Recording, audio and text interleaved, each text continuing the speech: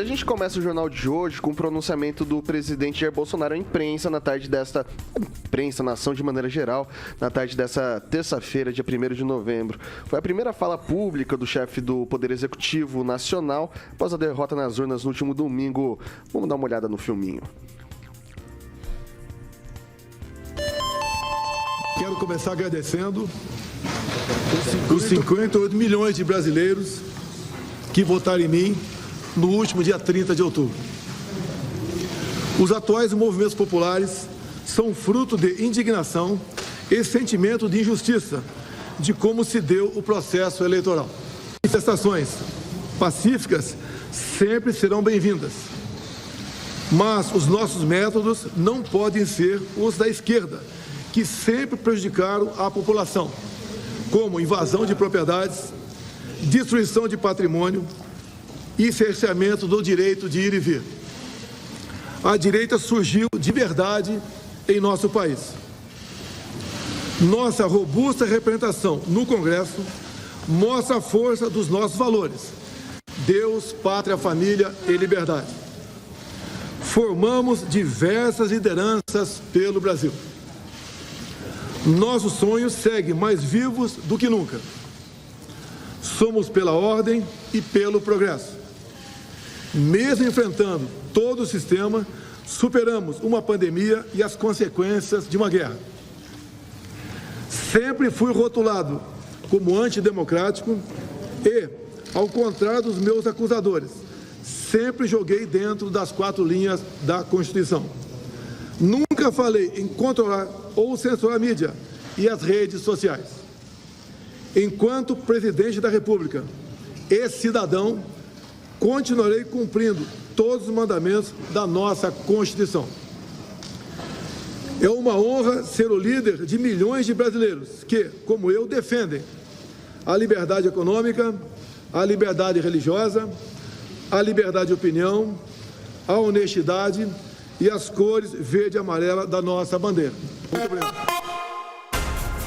Ô Celestino, sutilmente ali ele reconhece a derrota ou você acha que foi uma fala mais genérica? Em nenhum momento ele reconheceu a derrota, em nenhum momento ele parabenizou, né, o ganhador das urnas.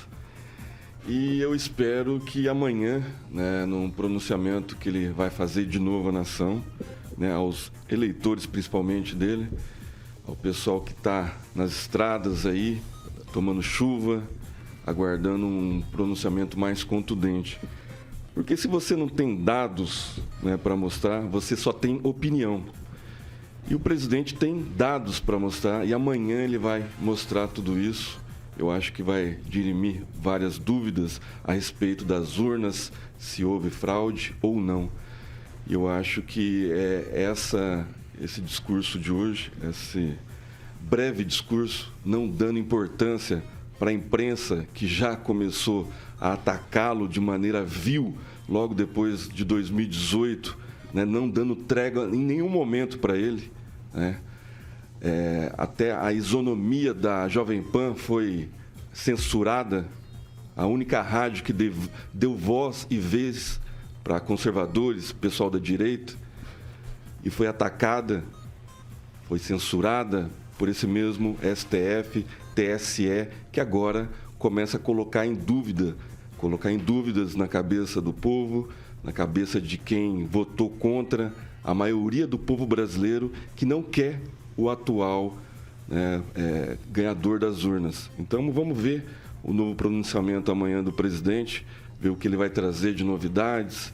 Eu acho que o pessoal que está na estrada está fazendo bloqueio pacificamente, né, bem diferente do que a esquerda faz, de invasões. Até agora nenhum incidente, né, o presidente foi bem claro ali, né, de forma pacífica, deixando o pessoal passar, a ambulância, quem quiser passar, passa, porque os caminhoneiros estão sendo bem assistidos. O povo está lá ajudando, está levando alimentação, está levando capa de chuva, coberta, a gente vai falar disso aí tudo. depois. Então, o presidente foi bem claro, né, foi taxativo e breve no que ele ainda vai mostrar ainda para para quem quiser ouvir e entender. Deixar para o pessoal aqui registrado que a gente vai falar ainda dos bloqueios ainda hoje, então vou pedir para que nesse primeiro momento todo mundo se atenha à questão do pronunciamento feito pelo presidente, porque evidentemente no decorrer do jornal a gente vai falar sobre o tema dos bloqueios também, essa questão dos caminhoneiros, a justiça, etc. Eu vou passar agora para o Edivaldo Magro. A gente teve uma série de países que já reconheceram a eleição, teve fala do TSE, teve o próprio Tarcísio de Freitas, eleito no estado de São Paulo, disse que o presidente deve reconhecer, numa entrevista recente, deve reconhecer que perdeu nas urnas. A gente tem a questão do próprio Ciro Nogueira, que vai começar com uma equipe de transição, com provavelmente o coordenador de transição do Lula vai ser o vice, o Geraldo Alckmin, né? Nesse sentido, de todos esses movimentos adjacentes, Edivaldo, tem margem para o Bolsonaro discordar do que está posto hoje no cenário, nesse tabuleiro? Ô, Vitor, nunca vi nem mais, acho que decorrido já um prazo de quase 72 horas, nem parabenizar e nem reconhecer, porque já foi promulgado o resultado. O mundo, as principais nações do mundo já reconheceram o presidente eleito, né? Um relatório preliminar da Organização dos Estados Americanos, composto por 35 países, já avaliou a lisura, né, de todo o processo, até esse momento em que pese alguma contraprova muito contundente, como o Celestino disse, uma prova muito contundente que coloca alguma dúvida a todo esse processo, mas eu não vejo margem, neste momento, para a contestação do resultado das eleições, né? Vou reafirmar aqui o que eu disse ontem, né, e o presidente de alguma forma também caminhou nessa direção, dizendo que os processos são livres, né? Normal você protestar, está dentro da régua da democracia, mas desde que o direito de vir e ir das pessoas não seja prejudicado, né? Então, o que nós vimos em vários locais desde ontem foi que havia cerceamento, sim, da locomoção, dificultando criando uma série de problemas. E acredito, inclusive, que pressionado por uma situação econômica, ele deve ter tomado essa decisão de falar, de alguma forma, curto, breve. Aliás, como deve ser mesmo, né? Não deve criar um discurso muito longo. Foi objetivo, foi direto, não vejo problema. Já reconheceu de alguma forma, a partir do momento em que o ministro, né, da Casa Civil, Ciro Nogueira, já assume que a partir de quinta-feira ele inicia o processo de transição, junto com o Geraldo Alckmin, né, que vai ser o coordenador desse processo. Então, já houve um reconhecimento, sim, do governo da vitória do seu oponente. Então, a gente sempre protesta aqui e pauta a nossa fala sempre na defesa da harmonia, da paz, da pacificação, sempre defendendo os protestos, desde que sejam democráticos. E como o próprio presidente disse, né, que não tenha degradação do patrimônio público, que não se estique demais a corda para ficar violenta a situação, mas segue o jogo, acho que logo as coisas se acomodam de alguma forma e a gente volta à normalidade, Vitor. O Calazans, o Edivaldo tocou num ponto importante, foi extremamente objetivo. Inclusive, aqui a gente rodou na íntegra. Dificilmente a gente consegue rodar alguma coisa na íntegra quando a gente está falando de pronunciamento político aqui no jornal. Hoje a gente conseguiu rodar esse pronunciamento na íntegra. Satisfatório o discurso do presidente ou a base dele esperava um discurso talvez um pouco mais inflamado? Olha, eu acho que não foi satisfatório. Compreendo perfeitamente o presidente, acho que o presidente sofreu muito nesse processo eleitoral. Nós tivemos decisões judiciais e posicionamentos, especialmente por parte do ministro Alexandre de Moraes, que abrem precedentes terríveis, não só para a política, mas para a vida do cidadão. Coisas, inclusive, que foram objetos de artigo do New York Times, enfim, é um absurdo. Compreendo a situação pessoal dele. Agora, veja bem, Vitor, eu quero destacar um ponto que vou responder a tua pergunta. O presidente disse, a direita surgiu verdadeiramente no país. Isso é uma realidade.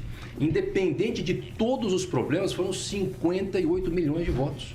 Não havia no Brasil direito organizado. Isso é fruto do governo Bolsonaro e da pessoa do Bolsonaro. Isso é um legado gigantesco que o presidente Bolsonaro já deixa para o país para o nosso amadurecimento político. A minha pergunta é, onde essa direita que surgiu no país vai se organizar daqui para frente, independente de qualquer coisa com o processo eleitoral? Olha a diferença. O Lula, na cadeia, teve um partido que o sustentasse. Isso fez muita diferença para a vida dele. Eu acredito que o presidente Bolsonaro precisava também agora bater no peito e assumir a liderança dessa direita, chamar os conservadores que se mobilizaram nessa eleição gratuitamente, famílias que o tempo todo foram para ruas defender o governo, esses políticos alinhados ideologicamente com ele para se organizarem num grande partido de direita conservador no Brasil, um partido que pudesse ganhar as eleições das capitais daqui 2 anos e preparar até um retorno para o governo de forma consistente, porque hoje nós tivemos um governo de direita dentro de um sistema que expelia, um sistema que não admitiu. Então hoje o sistema ele já está pelo menos um pouco tocado por essa direita. Eu acho que a militância de direita que se criou conservadora no Brasil tem essa responsabilidade agora, inclusive. Não é só fazer movimento agora, certo? O Olavo de Carvalho falava muito sobre isso. Falou, colocar um presidente lá não vai adiantar. Ele vai, entre aspas, pipocar de algum modo porque o sistema não está preparado. A militância tem que entender que não basta fazer protesto agora voltado só para a eleição. Tem que ter organização, tem que ter metodologia para que isso se consolide, porque daqui a pouco o aparato do Estado, que é muito forte, começa a bater nessas mobilizações e muitas lideranças, ao invés de se motivarem a continuar participando da vida pública e da vida política no país, acaba desanimando. E aí entrega o país de vez para a esquerda. Essa é uma preocupação que eu tenho. Acho que está faltando um líder nacional político, não só eleitoral.